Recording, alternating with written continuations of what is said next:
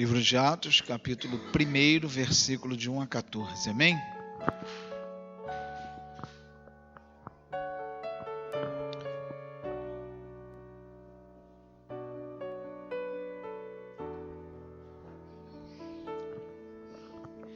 Está escrito: em meu livro anterior, Teófilo, escrevi a respeito de tudo o que Jesus começou a fazer e a ensinar, até o dia em que foi levado ao céu depois de ter dado instruções por meio do Espírito Santo aos apóstolos que havia escolhido.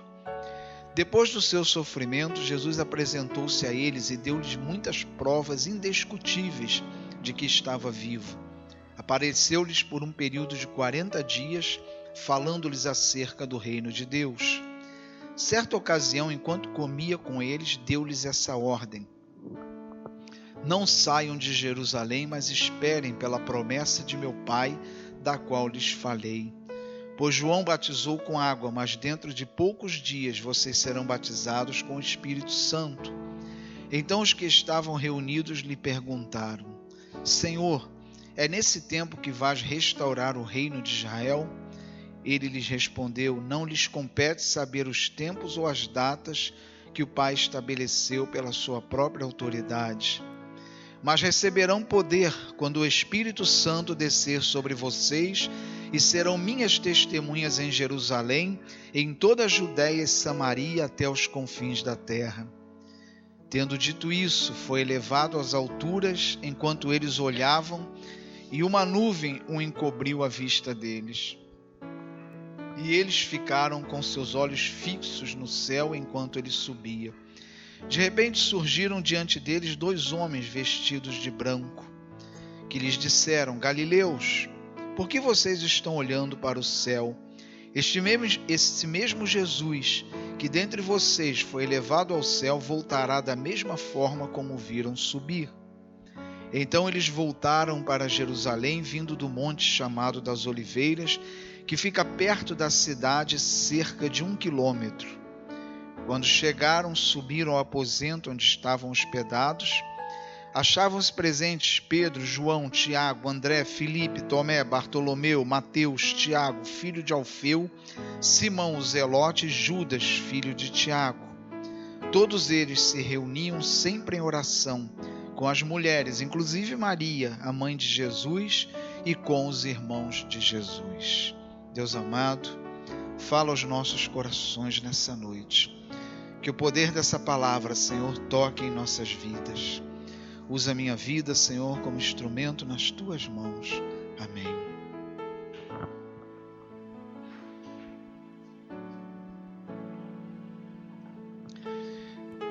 Logo no primeiro versículo, esse livro dirigido a Teófilo, ele diz assim: escrevi a respeito de tudo o que Jesus começou a fazer e ensinar, até o dia em que foi elevado. Em meu livro anterior ele diz isso. Por que ele está dizendo isso? Porque o livro de Atos foi escrito por Lucas. Então ele havia escrito o Evangelho contando a vida de Cristo desde o seu nascimento até o dia em que ele foi levado aos céus.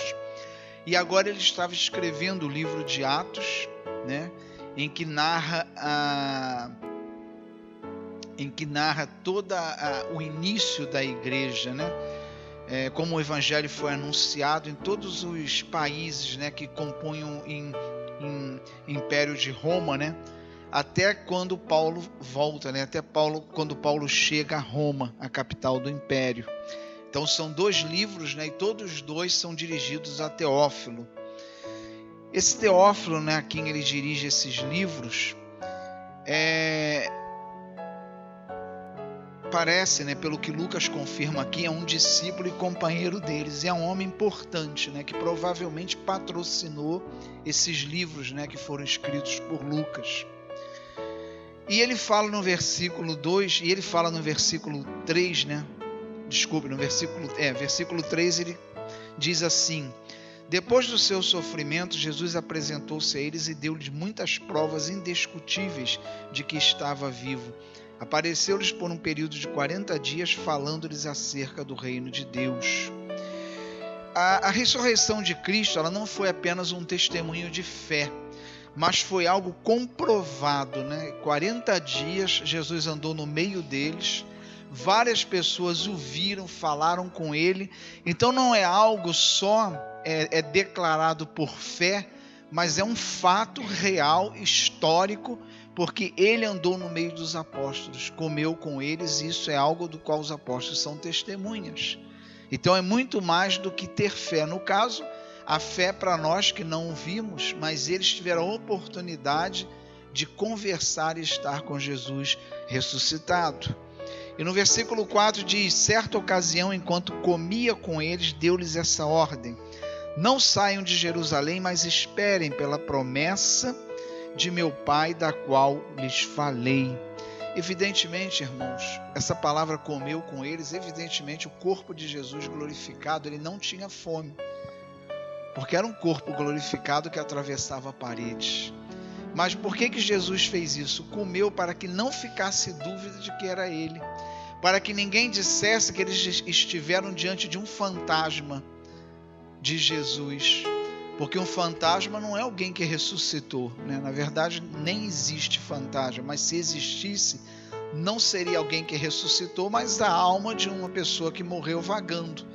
Então, para que não ficasse essa impressão errada, para que ninguém dissesse isso, Cristo, mesmo com seu corpo glorificado, ele come no meio deles, porque fantasma não come, né? Se fosse fantasma o espírito, não comeria. Então, isso é mais uma prova. E ele diz assim: esperem, né? Não saiam de Jerusalém, mas esperem pela promessa de meu Pai. Esperar por promessa é uma coisa que é difícil até no mundo de hoje, né? E ele pede aos apóstolos: não saiam daqui, mas esperem pela promessa. Esperar por uma promessa é muito difícil numa vida em que tudo para nós tem que ser para ontem, né? As nossas necessidades são urgentes, as nossas petições a Deus são urgentes. E quando a gente tem uma promessa de Deus, a gente quer que essa promessa se cumpra urgentemente. E o grande problema nisso, irmãos, às vezes, é que a gente não tem uma atitude de fé antes que a promessa chegue. A promessa é dada por Deus para a nossa vida e a gente não toma ela como certo, mas a gente fica como Tomé. Não, Deus prometeu, mas você não age como alguém que já sabe que tem posse dessa promessa. Aí a gente recorda a vida de Abraão, né? Jesus fala: olha, deixa a tua terra, deixa a tua parentela e sai, que eu vou te dar uma descendência numerosa. Ele diz isso para um homem idoso, uma mulher estéril, e manda sair da terra dele para uma terra que ele não sabe nem onde é, que é dar. E o que Abraão fez? Ele já viveu como se tivesse posse da promessa. Ou seja, ele teve uma atitude de fé antes que a promessa chegasse. E muitas vezes Deus nos fala algo, a gente está passando um momento de crise e a gente fica estagnado. Não, eu vou esperar. Se Deus disse que vai fazer isso, se há uma palavra de promessa para a minha vida, eu vou esperar. Mas é aquele esperar para ver se é aquilo mesmo e se Ele vai fazer. Mas o que Deus espera da gente é que uma vez que Ele deu a palavra de promessa para a gente, que a gente já haja como alguém que vai receber. Isso é uma atitude de fé. Né? Eu posso estar diante do problema que for, mas eu estou forte porque Deus já me deu a resposta e Deus disse o que vai acontecer. Então eu já tenho que me alegrar antecipadamente, porque isso é uma atitude de fé diante da palavra de Deus. Né? Se você está no olho do furacão, né? E Jesus diz, e Deus te diz: olha, você fica calmo, descansa em mim, porque você vai vencer, ou vai acontecer isso, ou você vai alcançar isso. Então que você já se alegre, porque a palavra de Deus ele é fiel para cumprir.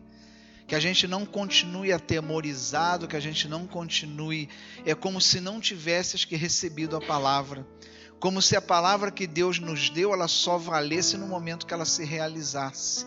E a gente agiu um pouco como Tomé agiu, né? Precisou ir lá tocar para acreditar. Então eu preciso que ela se realize, que eu toque, que essa palavra, que essa promessa, ela se materialize, ela se concretize, para então eu me alegrar, para então eu ficar otimista, para eu me levantar, quando Deus espera que uma vez que Ele te deu a palavra, você já haja como alguém que tem essa palavra como certa na sua vida. Foi assim com Abraão, foi assim com Moisés, com grandes homens da Bíblia.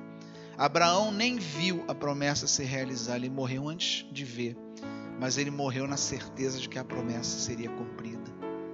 E a gente precisa, e muitas vezes, irmãos, para a gente receber a promessa, a gente tem que estar no olho do furacão. Tem promessas, tem palavras que Deus nos dá que às vezes está no olho do furacão para receber. Às vezes você está passando por um problema e Deus encara, faz isso, vai lá no fim porque eu vou te dar vitória, mas você vai ter que encarar. Às vezes nem sempre a palavra de promessa é para nos livrar da batalha. Muitas vezes a palavra de promessa ela vai se realizar lá dentro da batalha. Deus quer que você batalhe porque Ele vai realizar lá dentro. Então, para isso, a gente precisa ter fé. A gente precisa ter fé diante de Deus. No versículo 5 ele diz: pois João batizou com água, mas dentro de poucos dias vocês serão batizados com o Espírito Santo. Aqui é uma palavra que muitas pessoas usam como base para dizer que há um segundo batismo, o batismo no Espírito Santo. Há uma linha teológica que defende. A Nova Vida ela não vê dessa forma. Como eu já disse, a gente entende que uma vez que você se converteu, você recebeu o Espírito Santo. Por quê? Paulo diz que a gente nem pode chamar Deus de Senhor se não for pelo Espírito. E todo aquele que se converte, aceita Jesus como Senhor e Salvador da sua vida, passa a chamar Ele de Senhor. Então já tem o Espírito Santo de Deus. Então não o segundo batismo, mas o encher-se no Espírito Santo. E por que ele diz isso? Porque o batismo de João, a gente tem que lembrar que foi antes da vinda de Cristo. Foi um batismo de arrependimento de pecados. O Espírito Santo foi derramado depois que Jesus foi elevado, em Pentecostes. Dali em diante, todo aquele que aceitou Jesus passou a receber o Espírito Santo, porque ele foi derramado sobre toda a igreja. Mas enquanto João batizava, não. Aquele batismo era um batismo de arrependimento. Por isso Jesus diz aqui: pois João batizou com água, mas dentro de poucos dias vocês serão batizados com o Espírito Santo. Amém? Versículo 6. Então os que estavam reunidos lhe perguntaram: Senhor, é nesse tempo que vais restaurar o reino de Israel? Ele respondeu: não lhes compete saber os tempos e as datas que o Pai estabeleceu pela sua autoridade. Os apóstolos aqui na impaciência também, porque a expectativa que tinham acerca de Jesus é que ele fosse um libertador para o povo de Israel, mas no sentido político, porque eles estavam sendo massacrados pelo poder de Roma.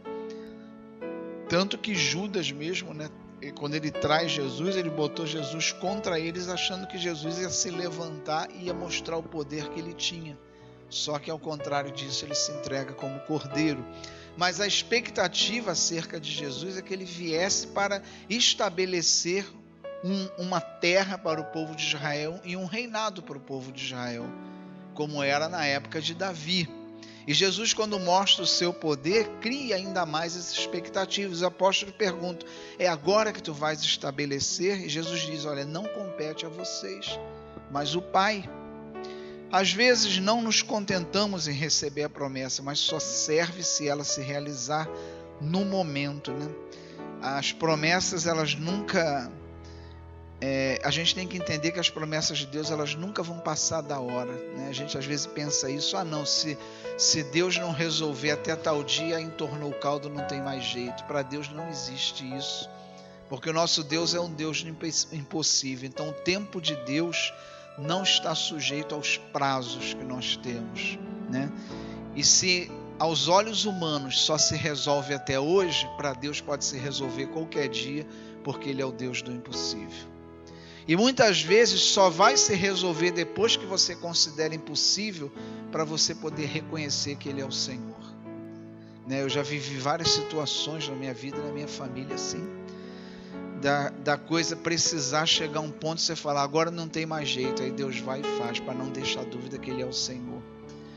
Porque se fizesse antes, quando é possível ser feito, tudo deu certo, eu dei tanta sorte, correu tudo bem, e está arriscado você tirar a glória que é de Deus.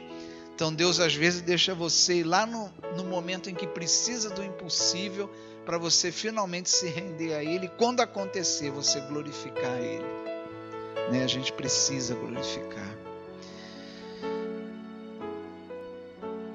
Versículo 8: mas receberão poder quando o Espírito Santo descer sobre vocês e serão minhas testemunhas em Jerusalém, em toda a Judéia e Samaria, até os confins da terra. Percebam, irmãos, que Jesus está falando do Espírito Santo, ou seja, virá poder sobre vocês, mas para quê? Para eles serem testemunhas. O poder do Espírito Santo não é algo que está dentro de nós como um talismã, mas o poder do Espírito Santo é algo que é dinâmico, ele nos motiva a fazer algo. O poder é para isso. Jesus colocou, olha só, receberão para. Então há um propósito no poder do Espírito Santo que habita em nós, há um propósito concernente à nossa vida. Ninguém recebe o Espírito Santo para ter isso guardado como um tesouro no seu coração, mas o Espírito Santo que Deus colocou em nós sempre tem um propósito. E a gente sabe que o propósito da igreja é ir pelo mundo e pregar o Evangelho. E muitas vezes, irmãos, a gente age como se não fosse templo do Espírito Santo de Deus. Outro dia eu conversando com uma irmã, e ela falando de uma situação na casa dela espiritual, eu falei: irmã, você tem poder para repreender isso, você é cristã, você é templo do Espírito Santo de Deus, você recebeu o poder do alto, ora, impõe a mão e ora, e você tem poder para repreender o inimigo. Nós temos poder para repreender o inimigo, nos foi dado poder do alto, assim como os apóstolos, mas um poder não é um poder para a gente guardar, mas o poder em si. Por isso, todo aquele que aceita Cristo como Senhor e Salvador de Jesus Cristo, que aceita Cristo como Senhor e Salvador, é inevitável que a sua vida manifeste obras de salvação, porque o Espírito Santo ele nos leva, nos impulsiona. Ele tem duas frentes de trabalho, o Espírito Santo. Uma é a nossa santificação, que é uma obra diária que ele está fazendo em nós. A cada dia ele vai nos transformando, vai nos... alguns pecados ele vai curando, tirando esses pecados da nossa vida, vai nos santificando, vai nos amadurecendo espiritualmente através das nossas experiências. Esse trabalho que ele faz na gente de santificação. Outra frente é nos levar como mensageiros de Cristo, como portadores do poder de Deus para anunciar o Evangelho a todos os povos. Então, o Espírito Santo não é um talismã ou algo para ser guardado, mas é algo para nos levar a trabalhar, nos levar a fazer algo. E quando Jesus conta a parábola dos talentos, que ele pune aquele que apresentou o mesmo talento que recebeu e não multiplicou, ele está falando exatamente isso. Recebemos poder do alto para. Essa palavra para nos dá um propósito. Nós temos um propósito para ter recebido o poder de Deus em nós. Um é a nossa santificação, nos aperfeiçoar para a vida eterna. E outro é fazer-nos viver como testemunhas de Cristo.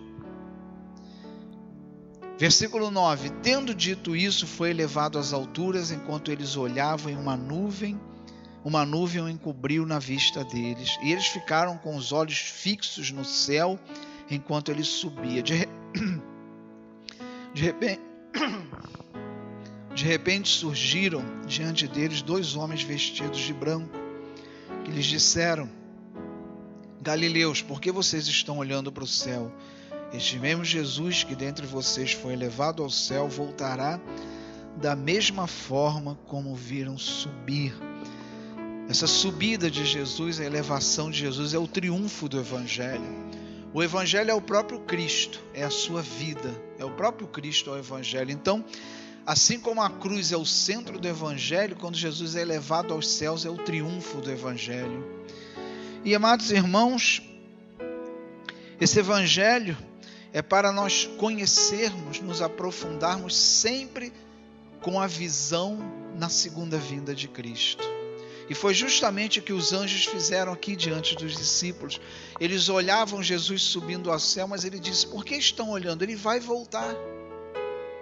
E esse é um chamado para a igreja do nosso tempo. A gente tem que olhar para o Jesus que esteve aqui, para o seu Evangelho, que é a vida dele, mas olhar para Jesus e para o seu Evangelho com a perspectiva da segunda vinda dele. Porque o Evangelho é para nos preparar para a segunda vinda. Então, nós temos que olhar para a vida de Jesus, que é o Evangelho, mas sempre com o coração na segunda vinda, na sua volta. E foi o que ele disse aqui: por que vocês estão olhando para o alto? Ele voltará da mesma forma que ele foi, ou seja, há uma missão agora até ele voltar. Ele foi, subiu aos céus, mas o Espírito foi derramado sobre a igreja e nós temos algo a fazer até que ele venha, né? Seja a nível pessoal, a nossa vida espiritual, né? Seja também a nível de corpo de Cristo, que é a nossa vida em comunhão com os nossos irmãos. Versículo 12. Então eles voltaram para Jerusalém, vindo do monte chamado das Oliveiras, que fica perto da cidade, cerca de 1 quilômetro. Quando chegaram, subiram ao aposento onde eles estavam hospedados, achavam-se presentes a lhe dar a relação dos apóstolos presentes. E no versículo 14 ele diz: todos eles se reuniam sempre em oração com as mulheres, inclusive Maria, a mãe de Jesus, e com os irmãos. Ou seja, enquanto esperavam, né, eles estavam sempre em oração, né? Aquela igreja de discípulos, testemunhas de Cristo, estavam aguardando o poder do alto que viria como? Em oração. E é assim que a igreja tem que esperar a vinda de Cristo, em oração. Não existe igreja sem oração, não existe vida cristã, vida pessoal com Deus, se a gente não ora. A gente precisa orar, não só orar, mas estar em estado de oração. Saber que em tudo que tu faz você depende de Deus. Tudo que nós temos dependemos do Senhor. Tudo vem de Deus e é para Deus, para a glória de Deus. Então a nossa vida e a vida da igreja tem que ser uma vida de oração. Imagina você, se você tem uma série de demandas na sua casa, de trabalhos para ser realizados, e as pessoas entram na sua casa e fazem um trabalho e não te dirigem a palavra, né? Imagina isso, né? Os seus irmãos em Cristo, né? Você tem algo na sua casa precisando ser feito, eles entram na sua casa, faz tudo direitinho, mas nem fala contigo, vai embora. Tu, puxa vida, o que eu fiz? O que adiantou vir aqui fazer isso tudo para mim se nem me dirigiu a palavra? Isso é oração, gente. Não adianta a gente fazer tanta coisa para Deus, na casa de Deus, se você não fala com Ele. A gente precisa falar. Tudo aquilo que a gente faz para Deus tem que ser derivado do nosso relacionamento pessoal com Deus. Porque aí a gente vai fazer por amor a Deus. Eu não posso experimentar o amor de Deus e desenvolver o meu amor por Deus sem me relacionar com Ele. Ninguém ama alguém que não se relaciona. As pessoas sentem paixão, amor não. O amor, ele só vem com relacionamento. Então, para a gente amar a Deus e sentir o amor de Deus, a gente precisa se relacionar com Deus. O mundo agitado hoje, ele tira algumas coisas necessárias de nós, que é vital para a gente poder estar em comunhão, estar em oração, né? Porque você, para orar, a primeira coisa, você tem que saber ficar em silêncio. E hoje a gente vive numa era que o silêncio é como uma incomoda. Ninguém quer ficar em silêncio, né? O silêncio incomoda. E você, para orar, falar com Deus, você precisa estar em silêncio. Por isso que o nosso culto de oração é um momento de silêncio, né? Você tem meia hora ali em silêncio, depois mais meia hora de oração dirigida para você estar em silêncio, falando e ouvindo de Deus, deixando Deus falar o seu coração também. Porque a gente vê hoje, irmãos, o silêncio parece que incomoda, né? Se eu parar aqui e ficar aqui 5 minutos, aqui fica todo mundo, o que houve?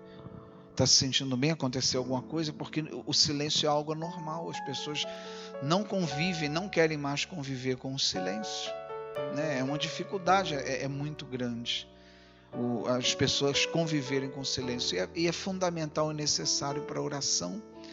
Outra coisa necessária para você orar é ouvir, né? As pessoas não ouvem hoje. Queridos irmãos, eu digo a vocês, muitos problemas, né, que pessoas vivem hoje, a nível psicológico, emocional, é fruto de não serem ouvidas. Quantos gabinetes a gente atende que a pessoa só está precisando falar?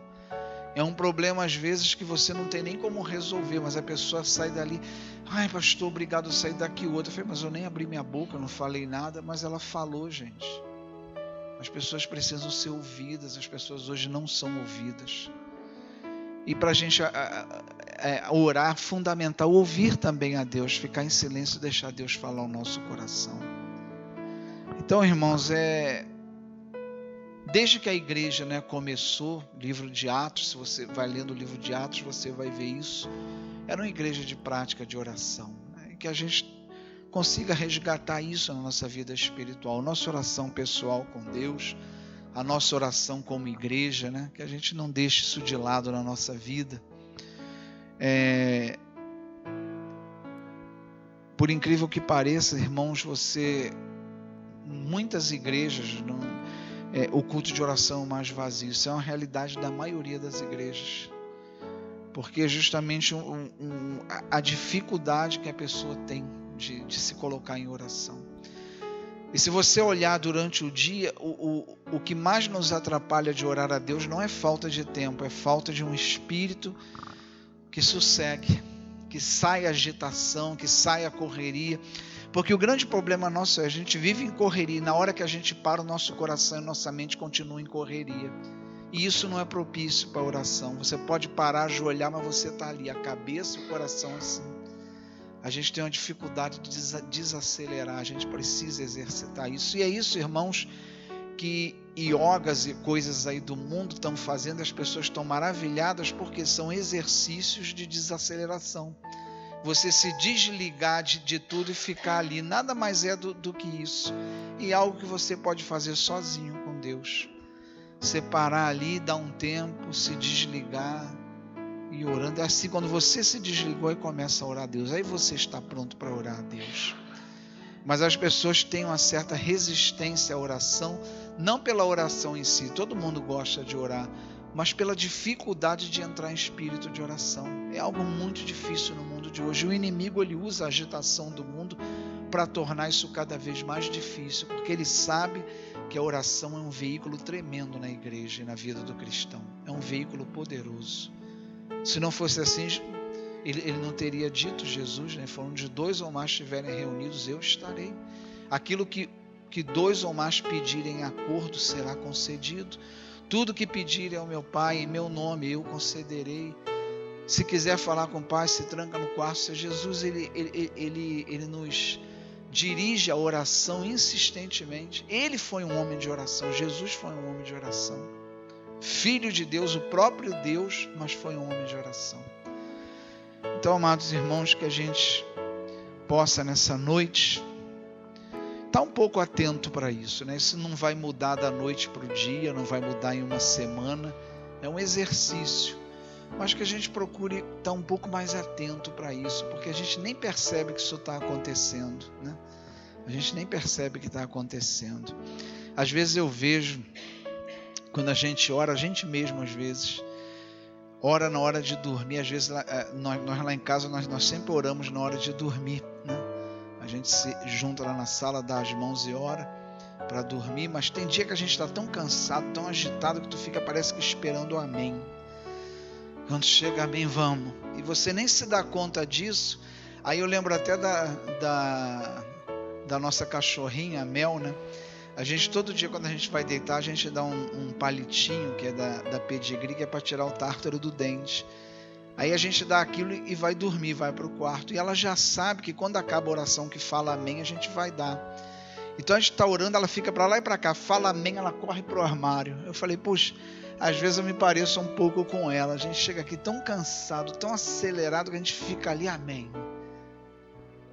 É humano isso, gente, É humano e ninguém está livre, mas a agitação do dia. Então, a gente ficar atento a isso, Que não deixar a agitação, Às vezes, a gente vem para o culto de oração aqui sexta-feira, Eu tenho procurado, e a gente tem procurado fazer isso, botar uma pregação, porque o objetivo não é pregar. Então, a gente bota 15 minutos aí de pregação para direcionar a oração, e bota meia hora de oração aí, depois mais uns 15 minutos de oração dirigida, e parece uma eternidade, porque a gente não tem hábito de fazer isso. Então você se ajoelha, parece que o tempo não está passando, parece que você está ali uma eternidade, porque a gente não tem hábito de fazer isso. Isso é um exercício.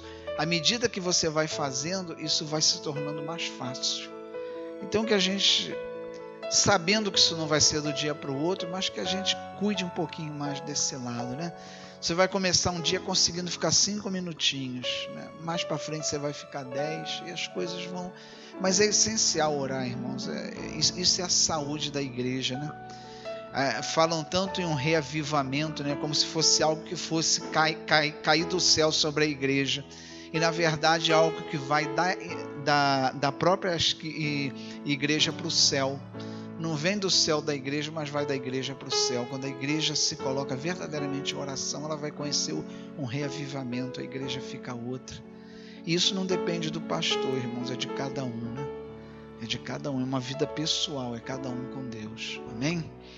Vamos orar, Senhor Deus, nós te louvamos e agradecemos pela oportunidade de estarmos na tua presença nessa noite, de tirarmos esse tempo para ti, Senhor.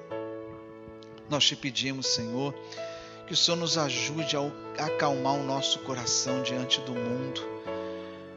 O mundo nos chama diariamente à correria, à agitação, porque tem sido uma arma usada pelo inimigo, porque aquele que está correndo e agitado, ele não pensa, ele não ora. Mas nós te pedimos, Senhor, guarda o nosso coração de tudo isso, que em meio a toda essa correria, o nosso coração esteja na tua paz. Nós te pedimos isso e agradecemos, Senhor, porque eu sei que é um desejo conforme o teu coração. E eu tenho plena certeza, Senhor, de que ele será atendido. Que a bênção de Deus Todo-Poderoso, Pai, Filho e Espírito Santo, desça sobre vós, sobre vossos lares e permaneça para sempre. Amém. Que Deus abençoe.